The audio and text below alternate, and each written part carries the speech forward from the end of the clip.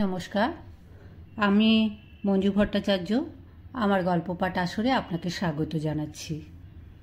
আজ আমার নিবেদন মল্লবীর গোবর গুহের সংক্ষিপ্ত জীবনী। যে কজন ব্যক্তিত্ব জীবিত অবস্থায় কিংবদন্তি হবার সৌভাগ্য অর্জন করেছিলেন, তাদের মধ্যে অন্যতম ছিলেন বিশ্বের অন্যতম শ্রেষ্ঠ মল্লবীর গোবর গুহ। গোবর গুহ বাঙালিদের মধ্যে সর্বপ্রথম সমগ্র ভারতে কুস্তিবিদ্যায় সুখ্যাতি অর্জন করেন। তাঁর সমসাময়িক সমকক্ষ কুস্তিগির ভারতে কমই ছিল। বাংলার বিশ্ববিখ্যাত কুস্তিগির গোবর গুহ জন্মগ্রহণ করেছিলেন 1892 খ্রিস্টাব্দে 12ই মার্চ কলকাতায় মসজিদ বাড়ি স্ট্রিটে এক পালোয়ান পরিবারে। জন্মের সময় গোবর গুহ এত স্থূল আকৃতির ছিলেন যে তাহার জীবন সম্পর্কে সন্দিহান ছিলেন সব ডাক্তার, কিন্তু সকলের ধারণা অমূলক প্রমাণ করে তিনি বেঁচেছিলেন এবং গৌরবময় দীর্ঘ জীবন লাভ করেছিলেন। গোবর গুহের প্রকৃত নাম ছিল যতীন্দ্রচরণ গুহ, তবে ডাকনামেই তিনি বিশেষ পরিচিতি ছিলেন। তার পিতামহ অম্বিকাচরণ গুহ ছিলেন সুখ্যাত কুস্তিগির। অম্বিকাচরণ গুহই বাঙালিদের মধ্যে প্রথম কুস্তিগির যিনি কুস্তিতে সমগ্র ভারতবর্ষে সুনাম অর্জন করেন। কুস্তিগির হওয়া ছাড়া অম্বিকাচরণ গুহ ছিলেন কলকাতার একজন অন্যতম ধনী ব্যক্তি।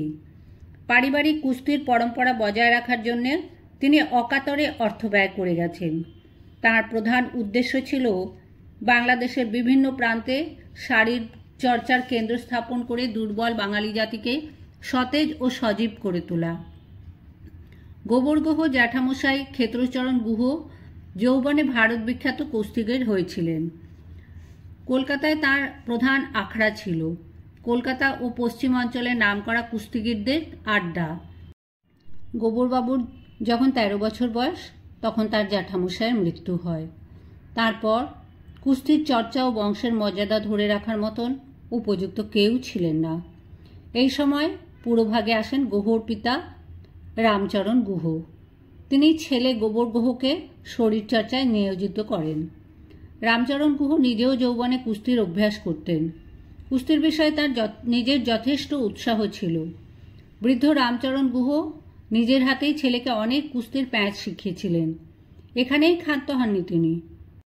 পুত্রের উৎসাহ বৃদ্ধির জন্যই তিনি নিজে পাঞ্জাব প্রভৃতি স্থানের বড় বড় পালোয়ানকে গোবরকে বিশেষভাবে পালোয়ানি বিদ্যায় শিক্ষিত করার জন্য আনয়ন করেন।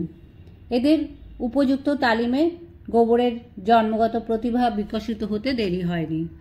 গোবর গুহ দিগ্বিজয়ী কুস্তিগির হয়ে বাঙালি জাতির মুখ উজ্জ্বল করেছিলেন। পিতা রামচরণ গুহের উৎসাহ ও প্রেরণা ও উপদেশই ছিল গোবর গুহের সকল কীর্তির উৎস। পরিণত বয়সকালে তিনি আবেগপূর্ণ কণ্ঠে কৃতজ্ঞতার সঙ্গে বারংবার তার পিতার নাম উচ্চারণ করতেন। বর্তমানে যেটি বিদ্যাসাগর স্কুল, পূর্বে নাম ছিল মেট্রোপলিটন স্কুল।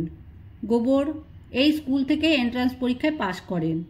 এরপর তিনি শিক্ষার্থে ইংল্যান্ডেও গমন করেন।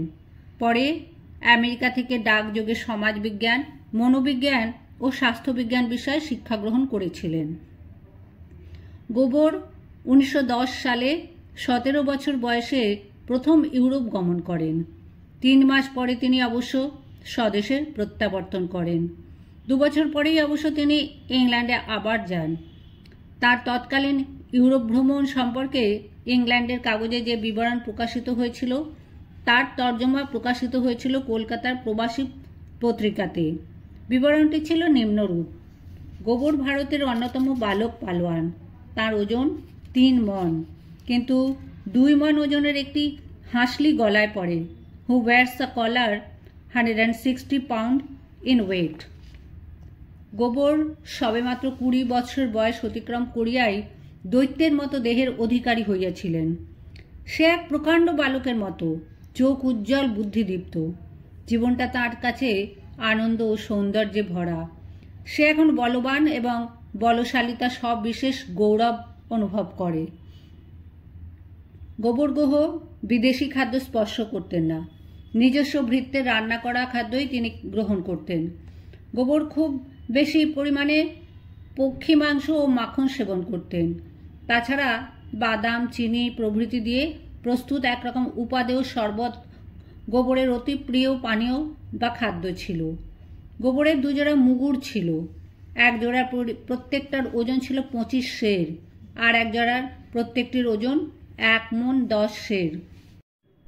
বিদেশ ভূমিতে গোবর কুস্তিতে প্রথম সাফল্য লাভ করেন 1913 সালের 27 অগস্ট।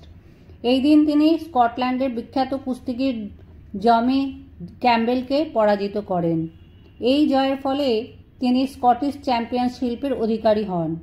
সেই বছরেই 3রা সেপ্টেম্বর গোবরের প্রতিদ্বন্দ্বিতা হন এডিনবরার অলিম্পিক চ্যাম্পিয়ন জিমি অ্যাসেনের সঙ্গে। বিজয়ী গোবর লাভ করেন চ্যাম্পিয়নশিপ অফ ইউনাইটেড কিংডম পদক।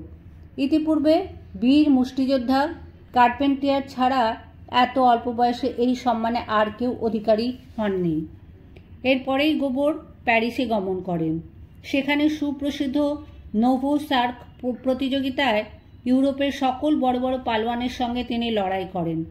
প্রত্যেকটি লড়াইয়ে গোবর বিজয়ী ঘোষিত হন। এই সকল লড়াইয়ের মধ্যে জার্মান কুস্তিগির বিখ্যাত কার্ল সাফটের সঙ্গে লড়াইটি ছিল উল্লেখযোগ্য। জার্মান কুস্তিগির সাফট ও গোবর দুজনেই ছিলেন প্রায় প্রধান শক্তিধর। এই লড়াইটি স্থায়ী হয়েছিল 3 ঘন্টা 25 মিনিট।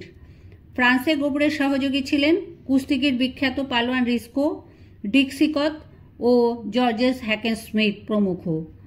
এরপর গোবর তাঁর পিতামহের স্বপ্ন রূপায়িত করার কাজে মনোযোগ স্থাপন করেন।